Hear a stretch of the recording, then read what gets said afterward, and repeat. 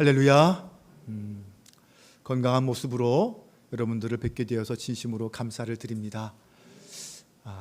저와 저희 가족을 위해서 기도해 주시고 또 사랑해 주시고 염려해 주셔서 모두가 다 건강하게 잘 회복되었습니다. 코로나가 재유행되면서 여러 성도들이 고통 중에 있는 분들이 많습니다. 그분들이 빨리 회복하고 다시 일상으로 돌아오고 함께 예배드릴 수 있도록 기도해 주시기 바랍니다. 그리고 이왕이면 걸리지 않았으면 좋겠습니다. 걸려보니까 그래도 만만치 않더라고요. 많이 아프진 않았지만 그래도 안 걸리면 더 좋을 것 같습니다. 특히 연세 드신 분들 건강 잘 챙기셔서 안전하게 이 위기를 잘 극복할 수 있기를 바랍니다. 오늘은 레위기 24장 1절에서 9절 말씀으로 함께 말씀을 나누려고 합니다. 성소 안에 보면 모두 그 세 가지 기구가 있었습니다. 가장 안쪽에는 분향단이 있었고 북쪽에는 등잔대가 있습니다. 그리고 남쪽에는 진설병 상이 있었습니다. 제사장이 성소에 들어가게 되면 이 세 기구들을 잘 관리하고 돌보아야 했습니다. 그 중에 본문은 등잔대와 진설병 상을 어떻게 관리할 것인지 거기에 대해서 말씀하고 있습니다. 사실 하나님이 가르쳐 주신 제사법에는 이 등잔대나 진설병 상이 등장하지 않습니다. 제사법 설명에는 이 등잔대나 진설병이 언급되지 않는다는 것입니다. 제사에는 별로 쓰임새가 없다는 거죠. 하지만 그래서 더욱 이 중요한 것이 이 진설병 상과 또 등잔대입니다. 첫 번째는 등잔대입니다. 등잔대는 출애굽기 25장에 보면 가운데 줄기가 있고 양쪽으로 3개씩 6개 줄기가 나와서 총 7가지로 되어 있습니다. 그리고 맨 위에는 등잔이 하나씩 놓여져 있습니다. 등잔대와 이 불집게 그리고 불똥 그릇까지 이 등잔을 관리하는 기구들이죠. 이 3가지를 다 합쳐서 순금 1달란트 약 34kg의 금으로 만들었습니다. 그러니까 결코 작지 않았던 것입니다. 현대 이스라엘 여권 표지에 이 등잔대 그림이 그려져 있을 정도로 성막의 등잔대는 이스라엘 신앙에 있어서 매우 중요한 것이었습니다. 성소와 지성소에는 언약궤가 있고 분향단이 있고 진설병 상 등의 기구들이 있는데 이것들은 다 나무로 만들고 그 나무 겉을 금으로 입힌 것들입니다. 그런데 이 등잔대만은 완전히 순금을 그대로 쳐서 만들었습니다. 모양도 특별하고 아름답기까지 합니다. 본 줄기는 하나인데 7개의 가지로 나누어져 있습니다. 각 가지의 끝에는 등잔들이 있는데 그 높이가 다 일정했습니다. 근데 말씀드린 것처럼 이 등잔대는 각 가지를 각각 따로따로 만들어서 이어 붙인 것이 아닙니다. 완전히 한 덩어리의 금을 쳐서 그런 모양으로 만든 것입니다. 한 덩어리의 금을 쳐서 7가지를 가진 등잔대로 만든 것입니다. 그 말은 결국 완전하게 서로 연결되어 있다라는 것을 의미합니다. 이스라엘이 모두 12지파로 나누어져 있습니다. 하지만 모두가 평등하고 한 가지에서 나온 한 민족이다. 그런 의미로도 이해할 수 있을 것 같습니다. 하지만 정작 이 등잔대는 말씀드린 것처럼 제사에는 전혀 쓰이지 않았습니다. 다만 이 성막 안에 켜져 있는 이 등잔대의 불은 꺼지지 않도록 계속해서 아침부터 저녁까지 항상 정리하라. 하나님은 이렇게 명령하셨습니다. 2절에서 4절 말씀을 보면 이스라엘 자손에게 명령하여 불을 켜기 위하여 감람을 찧어낸 순결한 기름을 내게로 가져오게 하여 계속해서 등잔불을 켜둘지며 아론은 회막앗 증거계 휘장 밖에서 저녁부터 아침까지 여호와 앞에 항상 등잔불을 정리할지니 이는 너희 대대로 지킬 영원한 규례라. 그는 여호와 앞에서 순결한 등잔대 위의 등잔들을 항상 정리할지니라. 제가 색깔을 달리해서 밑줄친 말씀들을 보면 계속해서 저녁부터 아침까지 항상 이렇게 그 등잔불을 관리하라라고 강조하여 말합니다. 그리고 이 등잔대에 쓸 기름은 감람나무 열매를 찧어서 낸 감람유, 지금으로 말하면 올리브유라고 말합니다. 언약궤와 분향단, 진설병, 상 등 이 성막 기구들은 모두가 다 나무로 만들었다고 했습니다. 하지만 이 등잔대는 금으로 만들었다고 했습니다. 이 금에, 순결한 금에 사용할 그 기름 또한 깨끗하고 순결한 기름이어야 한다라고 말합니다. 이물질을 완전히 걸러낸 깨끗한 기름이기 때문에 이 기름을 태울 때는 쾌쾌한 연기도 나지 않습니다. 그리고 그 기름을 태울 때 빛은 밝은 빛을 내게 될 것입니다. 제사장은 이 기름으로 성소 안의 등잔불을 24시간, 24시간 밝혀야 했습니다. 그리고 매일 성소에 들어가서 청소하고 이 불을 피우는 일을 해야 했습니다. 하나님의 백성인 이스라엘 백성들이 하나님 앞에 나와서 제사를 드리는 것 정말 중요한 것입니다. 또한 앞장 23장에서 말하는 여러 가지 절기를 지키는 것도 아주 중요한 일입니다. 그런데 제사장들이 결코 잊지 말아야 할 것들이 있었습니다. 그것은 바로 매일 등잔대를 점검하고 정리하는 것이었습니다. 그것은 하루도 빠지면 안 되는 일이었습니다. 매일 매 순간 점검하여 그 불이 꺼지지 않도록 하게 하는 것, 이것이 결코 잊지 말아야 할 사명이었습니다. 이 빛은 영원히 꺼지지 않는 빛이신 하나님을 상징한다고 할 수 있습니다. 오늘 우리의 삶에서 정말 중요한 것은 무엇일까요? 네, 우리가 성전에 와서 예배 드리는 것 중요합니다. 그런데 실상 우리의 삶의 자리는 이 세상 한복판입니다. 네, 우리는 매일 그곳에서 세상과 부딪히며 살아가고 있습니다. 그 삶의 자리에서 매일 꺼뜨리지 말아야 할, 밝혀야 할 불이 있습니다. 매일 비추어야 할 빛이 있습니다. 주님은 이 땅에 빛으로 오셨습니다. 그리고 그 주님께서는 우리를 향하여 너희는 세상의 빛이다라고 말씀해 주셨습니다. 마태복음 5장 14절에서 16절에 너희는 세상의 빛이라. 산 위에 있는 동네가 숨겨지지 못할 것이요 사람이 등불을 켜서 말 아래에 두지 아니하고 등경 위에 두나니 이러므로 집안 모든 사람에게 비치느니라. 이같이 너희 빛이 사람 앞에 비치게 하여 그들로 너희 착한 행실을 보고 하늘에 계신 너희 아버지께 영광을 돌리게 하라. 이 빛, 흔히 이 빛은 생명을 의미합니다. 빛이 없으면 어떻게 됩니까? 지구상에 있는 모든 생명들은 죽게 될 것입니다. 네, 빛은 생명을 살리고 생명을 지키는 능력이라고 할 수 있습니다. 세상의 빛이다라고 말씀하셨는데, 그렇다면 세상의 빛인 우리 성도들은 세상을 살리고 세상을 지키는 능력이 되어야 한다는 말씀입니다. 또한 이 빛은 어둠을 밝혀서 보이지 않는 것을 보게 하는 힘이 있습니다. 예수님은 세상으로 하여금 성도의 착한 행실을 볼 수 있게 하는 것이 바로 우리가 비추는 빛이다라고 말씀하고 있습니다. 우리가 마태복음 이 5장 말씀을 해석할 때에 성도의 착한 행실, 그것을 우리가 비추어야 할 빛이다라고 말하기도 합니다. 하지만 이 말씀 그대로 해석하면 성도의 착한 행실을 볼 수 있게 하는 빛이 성도로부터 또한 나오게 해야 된다. 그 빛을 또한 말하고 있다고도 할 수 있습니다.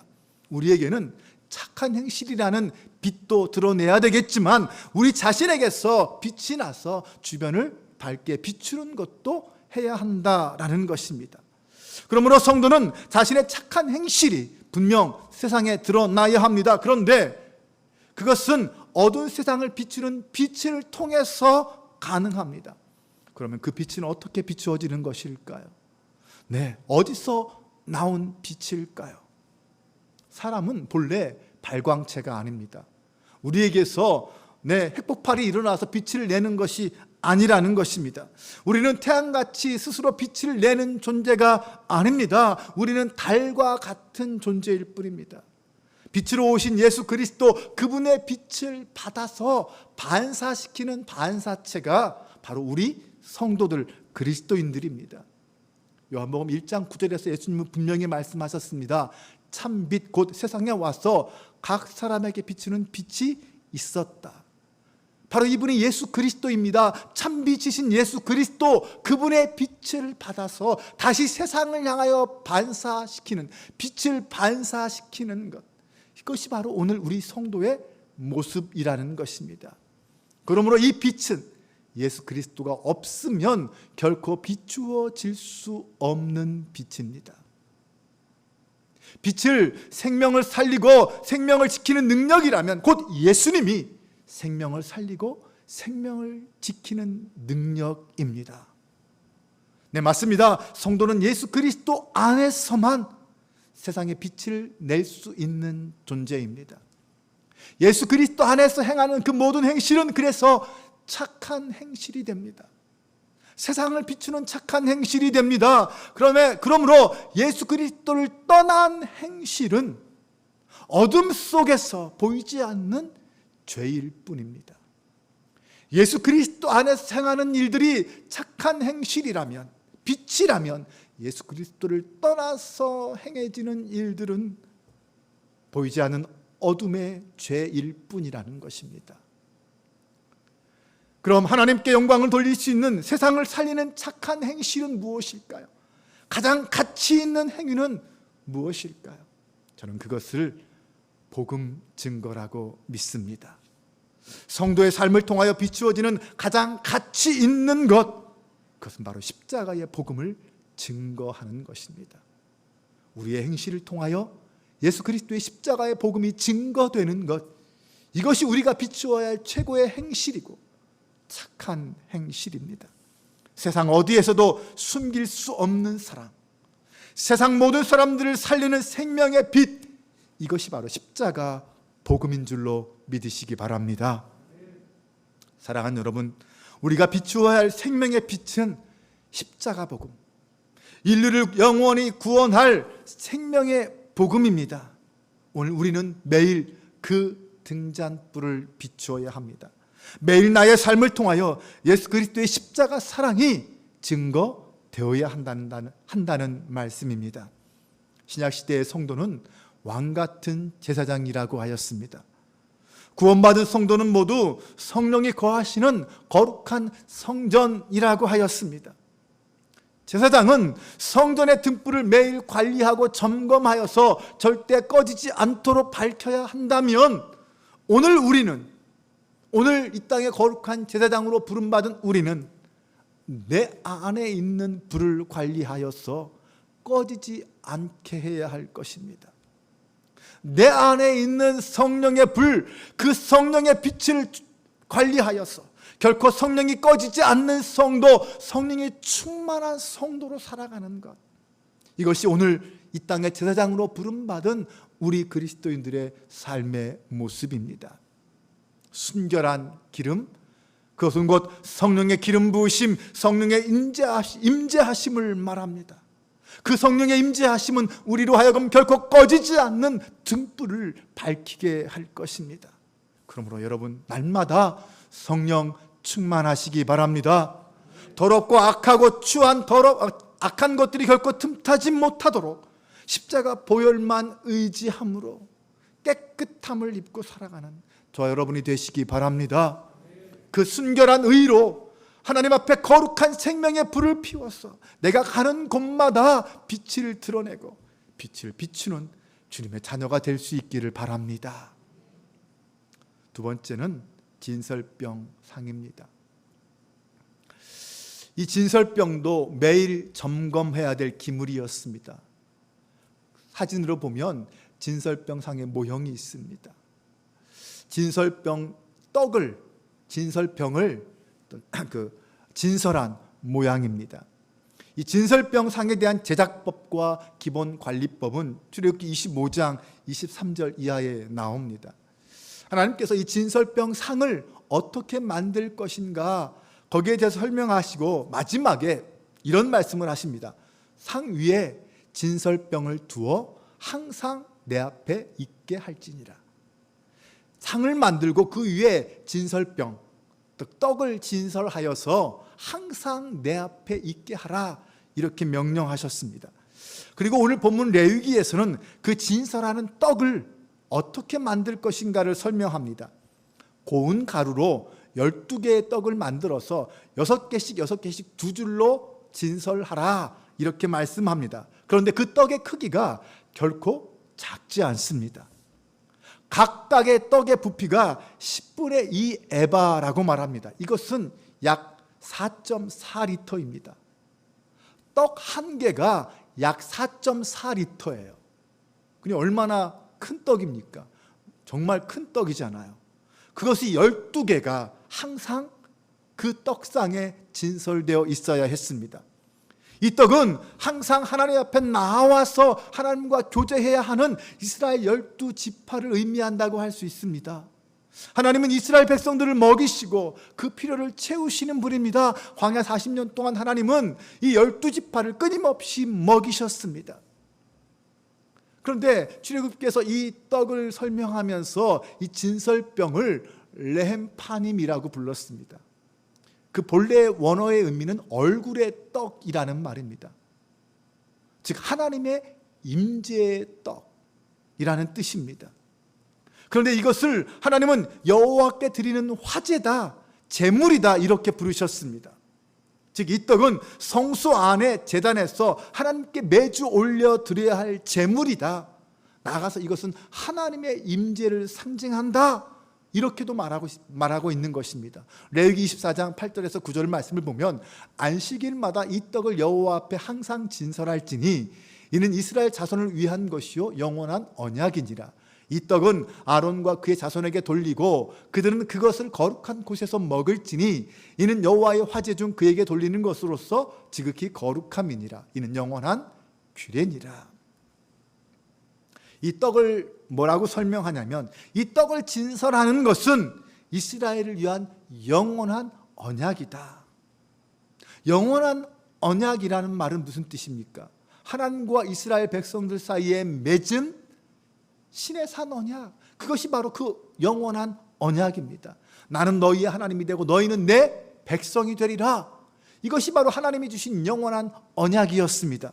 이 진설병을 통하여 이스라엘은 하나님과 우리가 바로 그런 관계다라는 것을 깨달으라는 것입니다. 하나님은 우리를 날마다 먹이시는 하나님이시고 그분으로부터 오는 그 떡을 날마다 먹지 않으면, 날마다 그분과 교제를 하지 않으면 우리는 하루도 살 수 없는 존재다라는 사실을 잊지 말라라는 것입니다.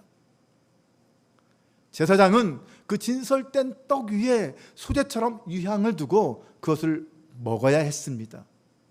그리고 하나님께서 그 떡을 향하여 여호와께 돌리는 화제로서 지극히 거룩하니라 라고 하신 것처럼 분명히 그 떡은 하나님께 드려진 제물이었고, 그리고 드려진 다음에 나중에 제사장이 그 떡을 먹어야 했습니다. 이처럼 제사장들은 매주 이 엄청난 양의 떡을 구워야 했고, 지난주 들여놓았던 그 떡을 내어놓은 후에는 새로운 떡을 다시 진설해야 했습니다.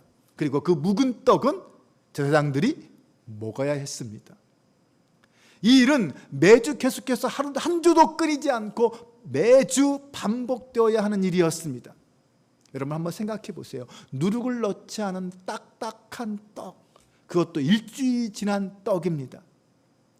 그것도 양이 적습니까? 상당히 많은 양이에요. 하나가 4.4리터, 그것이 12개입니다. 그것을 먹어야 한다고 생각해 보십시오. 보통 고역은 아니었을 것 같습니다. 하지만 이것은 하나님이 제사장에게 명하신 일이었습니다. 제사장은 매주 이 일을 반복하면서 이스라엘이 바로 하나님의 백성이다라는 사실을, 그 정체성을 잃지 않아야 했습니다. 우리는 신약에서 이 떡을 바로 예수 그리스도를 의미한다고 믿습니다. 네, 이 떡은 바로 생명의 떡으로 오신 예수 그리스도를 의미합니다. 예수님은 자신을 이 땅에 오신 생명의 떡이다라고 분명히 밝히셨습니다. 세상이 주는 떡은 아무리 먹어도 다시 배고파지고 결국은 그 사람도 죽을 수밖에 없는 존재지만, 주님이 주시는 이 생명의 떡을 먹는 자는 결코 죽지 않는다고 말씀합니다. 여기서 생명의 떡은 무엇입니까? 바로 십자가에서 주님 찢기신 주님의 살을 말합니다. 네, 그 주님의 살을 먹는 자는 영생합니다. 주님은 죄로 인해 하나님으로부터 떨어져 죽어가고 있는 우리에게, 하나님으로부터 멀어져서 죽어가고 있는 우리에게 하나님과의 교제를 통하여 새로운 생명을 얻도록 허락해 주셨습니다. 하나님의 임재 안에 거하면서 하나님과 교제하는 존재로 우리를 불러주신 것입니다. 성소 안에 놓인 이 진설병이 항상 하나님 앞에 놓여 있었다라는 것을 잊지 마시기 바랍니다. 하나님은 예수 그리스도를 통하여 우리를 성소로 부르셨습니다. 우리는 날마다 하나님의 성소 앞에 나아가야 합니다. 거기에서 생명의 떡이신 예수 그리스도의 말씀을 받아 먹어야 합니다. 그러므로 우리는 하나님과 교제하는 그 은혜의 자리, 내가 지켜야 할 말씀의 자리, 반드시 그 자리는 내가 지켜야 합니다. 어느 누구에게도 빼앗길 수 없습니다. 예수님과 날마다 친밀한 영적 교제를 통하여 영원히 허기지지 않는 영적 풍성함을 누리려면 우리는 그 자리를 나의 자리로 지켜야만 합니다. 또한 우리도 제사장처럼 매일 그 떡을 먹어야 합니다. 매주 먹어야 합니다. 그 떡이 비록 딱딱하고 맛없는 무교병일지라도 반드시 먹어야 합니다. 그리고 새로운 떡으로 또한 채워 놓아야 합니다. 우리는 날마다 말씀을 묵상하고 기도하는 것을 그래서 귀찮아하면 안 됩니다. 아마 지금 매일 성경을 구입해서 매일 큐티를 하고 계신 분들은 그렇게 많지 않으실 것 같습니다. 하지만 다시 새로운 마음과 다짐으로 하나님의 말씀을 묵상하는 것을 쉬지 말아야 합니다. 귀찮다고 쉰다면 우리는 매일 하나님의 말씀을 먹지 않는 자가 되는 것이고 결코 우리의 영적 생명은 건강하게 유지될 수 없을 것입니다. 성소에 놓인 등잔대와 진설병은 이 땅의 생명의 빛과 생명의 떡으로 오신 예수 그리스도를 드러내고 있습니다. 예수 그리스도 안에 거하는 자는, 예수님은 거하는 자에게 우리 예수님께서는 참된 생명의 길을 비추어 주십니다. 영원히 당신과 교제할 수 있는 영적 생명을 허락하여 주십니다. 매일 나누어 주십니다. 매일매일 우리는 그래서 예수 그리스도로부터 그 빛을 받아야 합니다. 매일매일 예수 그리스도로부터 오는 그 생명의 떡, 생명의 말씀을 받아 먹어야 합니다. 매일 하나님의 말씀을 묵상하며 기도할 수 있다는 것이 그래서 얼마나 감사하고 귀한 일인지 모릅니다. 매일 하나님 앞에 나와 예배하며 말씀을 먹을 수 있다는 것이 얼마나 놀랍고 큰 은혜인지 모릅니다. 사랑하는 여러분, 예수 그리스도 안에서 매일 말씀 묵상과 매주의 예배를 내 인생의 가장 우선순위로 삼을 수 있기를 바랍니다. 그래서 하나님으로부터 날마다 공급되는 참 평안과 은혜에 날마다 충만하실 수 있기를 바랍니다.